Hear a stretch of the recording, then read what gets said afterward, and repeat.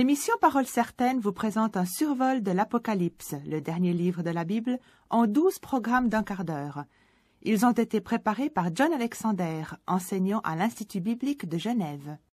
En alternance, c'est la voix sympathique d'Anne-Claude Varidel qui met en relief les textes de la parole de Dieu. Révélation de Jésus-Christ. Tels sont les premiers mots du dernier livre de la Bible, l'Apocalypse, qui, pour beaucoup de gens, est un livre ardu, mystérieux, difficile à comprendre. Pourtant, son premier mot est « révélation ». L'Apocalypse révèle donc des vérités demeurées cachées jusqu'à ce que son auteur, l'apôtre Jean, mandaté par Dieu, les mette à notre portée.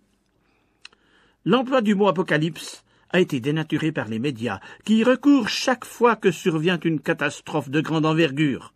Certes, l'Apocalypse évoque à diverses reprises des bouleversements chaotiques et des tremblements de terre, ce que le Seigneur Jésus lui-même avait déjà annoncé dans le discours qu'il prononça sur le mont des Oliviers.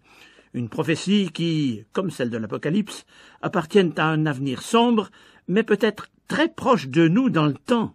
Il y aura des signes dans le soleil, dans la lune et dans les étoiles, et sur la terre il y aura de l'angoisse chez les nations, qui ne sauront que faire au bruit de la mer et des flots, les hommes rendant l'âme de terreur dans l'attente de ce qui surviendra sur la terre, car les puissances des cieux seront ébranlées.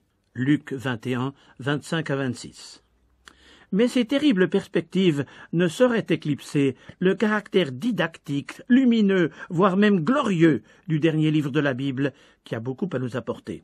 Le mot « révélation », qui ouvre le récit et lui sert de titre, pourrait se traduire avantageusement par « dévoilement ». Lorsqu'on inaugure une œuvre d'art, il arrive que la sculpture ou la statue soit couverte d'une toile et qu'on attende la cérémonie officielle pour la dévoiler au grand public, qui alors applaudit l'artiste. Or, l'Apocalypse est un dévoilement de vérités jusqu'alors voilées, pour ne pas dire cachées, et pas n'importe quel dévoilement, puisque le texte précise qu'il s'agit d'une révélation de Jésus-Christ. C'est pourquoi tout croyant devrait se réjouir de ce nouveau moyen pour mieux connaître son Seigneur. Il importe de le préciser, le Nouveau Testament contient 5 révélations de Jésus-Christ. L'Évangile selon Matthieu révèle Jésus-Christ comme le roi des Juifs. C'est pourquoi il prend soin de présenter en premier lieu ses titres généalogiques de roi, fils de David, et de Juif, fils d'Abraham, comme il est le seul évangile à dépeindre la scène de l'entrée de Jésus à Jérusalem, monté sur un ânon, lorsque la foule a reconnu l'accomplissement de la parole du prophète. « Voici ton roi vient à toi, plein de douceur, et monté sur un âne. » Matthieu 21, 5. Pas de généalogie de Jésus-Christ dans l'évangile selon Marc, et pour cause. Jésus y est révélé comme le serviteur, qui s'abaisse au-dessous de tous. Il est venu non pour être servi, mais pour servir et donner sa vie comme la rançon de plusieurs. Marc 10, 45. Or, qui s'intéresserait à la généalogie d'un serviteur? L'évangile selon Luc, quant à lui, se doit de présenter la généalogie de Jésus-Christ, puisqu'il y apparaît comme l'homme parfait, l'homme-dieu, qui pourtant est descendant d'Adam. Né d'une femme comme tous les bébés du monde, il n'a pas été engendré par un père humain, puisqu'il fut conçu miraculeusement par la vertu du Saint-Esprit dans le sein de la Vierge Marie. Et c'est Luc, le 3e évangile, qui nous donne le plus d'informations sur cet événement, le plus grand de l'histoire. Puis il révèle Jésus-Christ, l'homme vivant parmi les hommes, guérissant les hommes et souffrant au sein des hommes, avant de ressusciter comme homme. 4e tableau, la révélation de Jésus-Christ dans l'évangile selon Jean. Elle est fort différente des 3 précédentes, puisque d'emblée l'apôtre le présente comme le Fils de Dieu descendu du ciel pour sauver les hommes et leur accorder la vie éternelle. Roi des Juifs, serviteur, homme parfait, Fils de Dieu. C'est ainsi que Jésus-Christ nous est présenté dans les évangiles. Et dans l'Apocalypse, le Seigneur Jésus y apparaît dans un aspect peu évoqué jusqu'alors, d'abord comme juge, puis comme roi des rois et seigneur des seigneurs, instaurant son règne de paix sur la planète Terre. Après le passage dans un court tunnel sombre, il s'agit donc de l'ouverture sur un horizon de lumière et de gloire. Mais pourquoi alors, objectera-t-on, faut-il qu'il y ait des bouleversements meurtriers et des catastrophes sans précédent avant la réalisation de cet Eldorado auquel les événements actuels nous empêchent de croire? Tout simplement parce qu'il ne saurait y avoir de paix véritable sans que ne s'exerce au préalable une parfaite justice.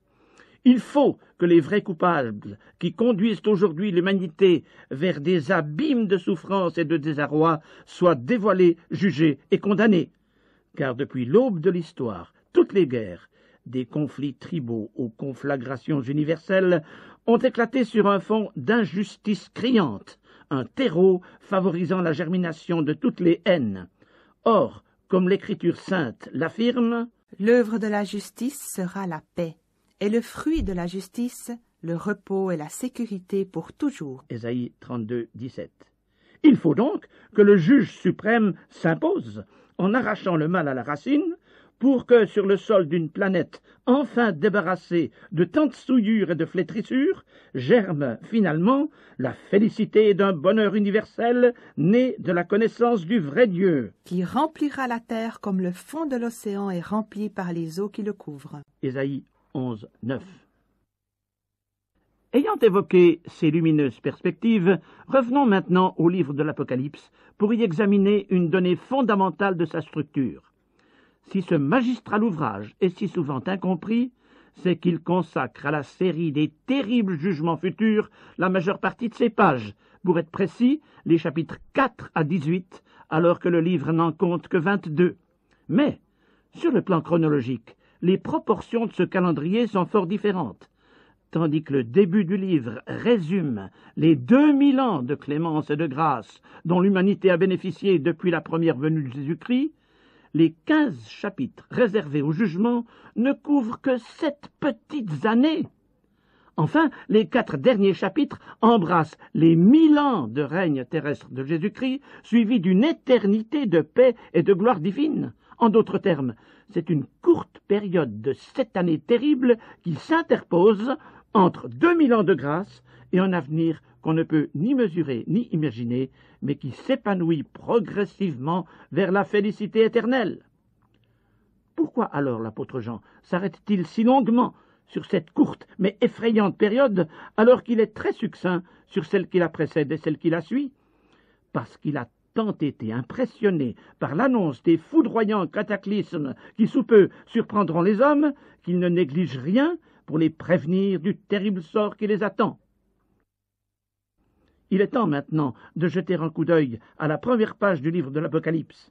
L'apôtre Jean, après avoir brièvement démontré comment ce message inspiré lui a été transmis, s'adresse à chacun de nous pour nous encourager à la découverte de l'Apocalypse. Heureux celui qui lit et ceux qui entendent les paroles de la prophétie et qui gardent les choses qui y sont écrites, car le temps est proche. Apocalypse 1, 3.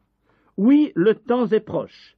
Jésus se manifestera comme celui qui est, qui était et qui vient, comme le témoin fidèle et véritable, le premier-né des morts et le prince des rois de la terre. Apocalypse 1, 4. Et comme l'alpha et l'oméga.